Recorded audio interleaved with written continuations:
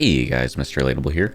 Welcome back to another episode of Creative Basics. In this episode, we are going to be covering how to create a spawn room for your game. And this can be used for anything, including search and destroy, mini games, whatever you really want. This is just going to be setting up a spawn room. I'm going to be doing it as if I was kind of extending onto my shop video, my search and destroy, how to set up shops. That's what I'm going to be building off of. So you don't have to use these exact same channels. However, if you're just following along at home on the search and destroy kind of series that I've been going with, then you should use these channels, and let's just get right into it. So these first two steps are only for if you are trying to do it with a search and destroy map, or if you're following along with my search and destroy tutorials. If you don't want this, just skip ahead a little bit. I'll have a little timestamp shown in the bottom left. Skip to that time and we'll go over how to actually set up the physical spawn room. However, if you are following, please do follow these steps first. So in our original search and destroy tutorial, we set up a round timer that ticks down from 3 minutes. These are what the settings looked like on it. You guys probably remember this. We labeled it round timer, we set the time, and then we put start when round starts. So we're actually going to modify this really quick. We're going to put start when round starts to no, and then go to the all options tab and scroll down until you see start when receiving from right here. Start when receiving from. We're going to put this to channel 11. And that's all you need to do for this device. Now we're going to copy it and paste it over like so, and we're going to customize it. So all we're going to want to do is go to the modified options tab and just change some of this stuff really quickly. So the time we're going to put to however long you want your preparation time to be. So for this instance, I'm going to put it to a 30-second preparation time and then change the label to prep timer, or we'll just do prep time. Audio effects, keep this on no. Start when receiving from, we're going to turn this to no channel.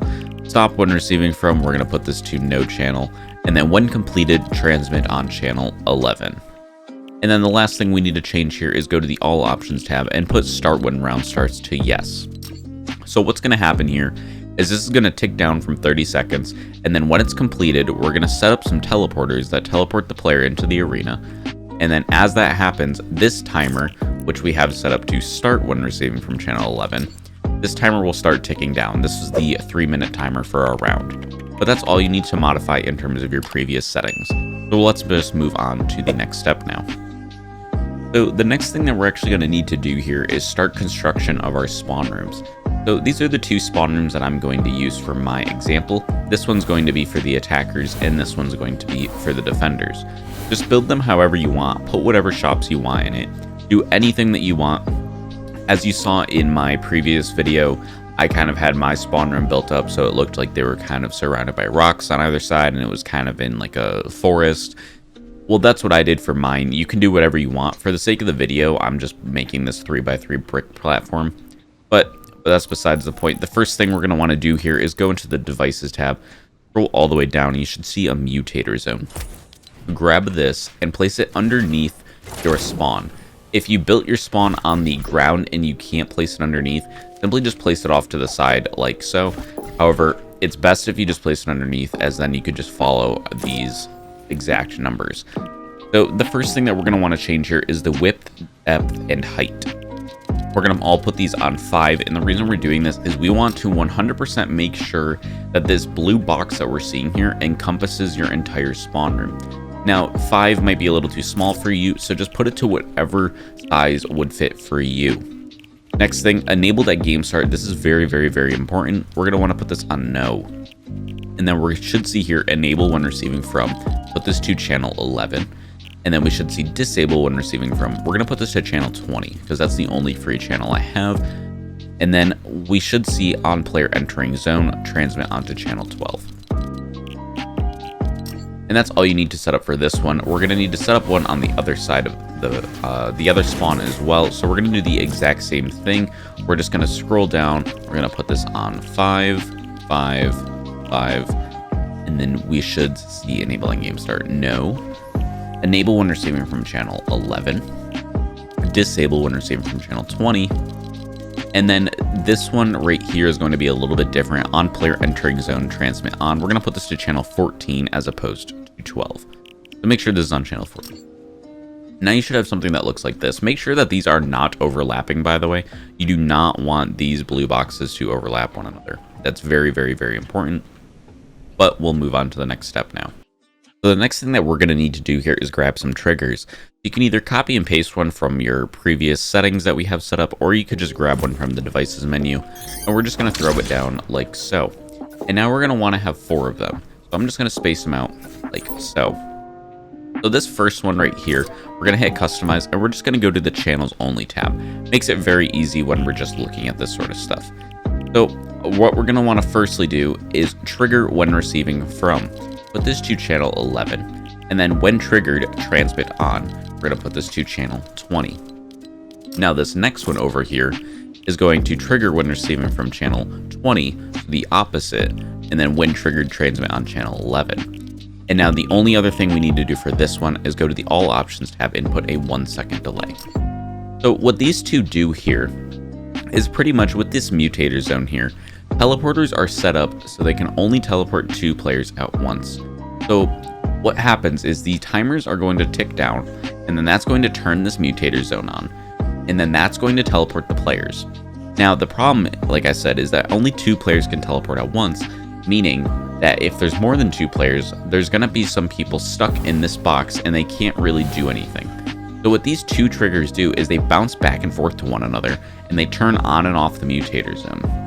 So that anyone that's left behind, the mutator zone is going to go off, then on, then off, then on. So it will still pick up the people that are stuck in limbo that did not get teleported. A little confusing, but trust me when I say you're going to want to have these 2 triggers set up exactly like so. The next one we're going to do here is trigger when receiving from channel 12, and then when triggered, transmit on channel 13. And then this one, when triggered, or trigger when receiving from, channel 14, and then when triggered, transmit on channel 15. These are our 2 teleporter triggers. So this one right here corresponds to this one. So when a player enters the zone, it'll send a signal to this, and then this will send a signal to the teleporters to teleport the players. Same thing with this one. And that's all you need to do for the triggers. Pretty simple. So now we're going to set up our teleporters here. So simply go to the devices menu and grab a teleporter and throw it on down. Hit customize on it, go to the all options tab, and then we should see change teleporter target. Put this to on entry. We should see teleporter rift visible. Put this to no. Play visual effects, no. And play sound effects, no. Now we're going to want to do a face player and teleporter direction, yes. And then I skipped this one, conserve momentum. We're going to want to put this on no.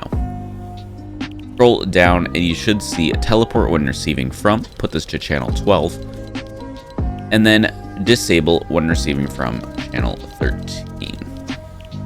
And there we go. So when I say face players and teleporter direction, by the way, I wanted to kind of clarify.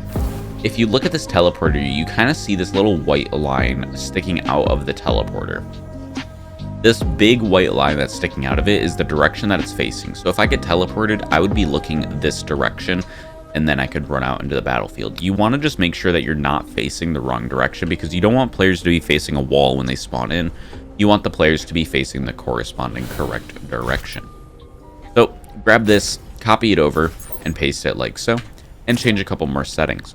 First thing, group, teleporter group, we're going to want to put this to group B. Teleporter target group, put this on to group B. Team, we're going to put to 2. We're actually going to go back into the other one. I forgot this. You're going to want to put this on team 1 right here, but we'll go back into this one. Team 2, keep everything the same except for go to the channels down at the bottom, and we're going to change when teleport when receiving from, put this to channel 14, and disable when receiving from channel 15. So this is going to be your defender's spawn right here, and then this is going to be your attacker's spawn. So if I was to place them in my map, I would simply fly over to where I want them to spawn in, or where I want them to teleport after they buy their items. And I'm going to place about 3 of these, just so there's a little bit of random spawn. So when they spawn in, they're not all spawning at the same spot. So we're just going to put those right there. And now we're going to want to fly down under here and grab this one. And remember when I said place, a teleport facing the correct direction or whatever, you're going to just want to rotate this so the white bar is facing the correct direction, and then place once again 3. So that's all you need to do for your teleporters. Pretty simple. So the last thing that you need to do, which I have already done, is if you had any previous spawn points set up for where you want the players to spawn, you're just going to want to delete those. So delete any spawn points that you had previously set up, and now you're going to want to place the spawn points in the shops. So we're going to go to the devices menu, scroll down to find the players spawn, and I'm only going to place one just for the sake of the video, but you should probably place how many players that you want in your game. So if you want your game to be a 3v3, have 3 spawners. Since this one's going to be on the attacking team, we're going to change the team to 1. We're going to go down to use as island start, put to no, and then visible during games, put to no. Same thing on this side, we are going to just place the 1. The team is going to be 2, use as island start, no, visible during games, no. And believe it or not, we are actually done. That's all you need to do for this. So if I hit the start game button right here, you should see I will spawn in at a shop. That is the defending shop. If I see I am an attacker, so I spawn at the attacker shop, and we can go ahead, buy whatever you want. So we'll just buy this pistol, put it in the first slot because that's what I want. And now we can just look around, wait till this timer is up because we have nothing really to do right now as we already have bought our weapons. If you had more people and more shops, this would the 30 seconds would make a little bit more sense. But yeah, and now we're going to get teleported. You can see we get teleported to the attacker's spawn, and bam, now we are in. So yeah, that is actually pretty much everything you need. There is one last thing that you could do if you want, and that's just adding a sound effect when the players get teleported. All you need to do is set up a speaker. That was very loud. All you need to do is set up a speaker, and that speaker will activate when receiving from channel 12.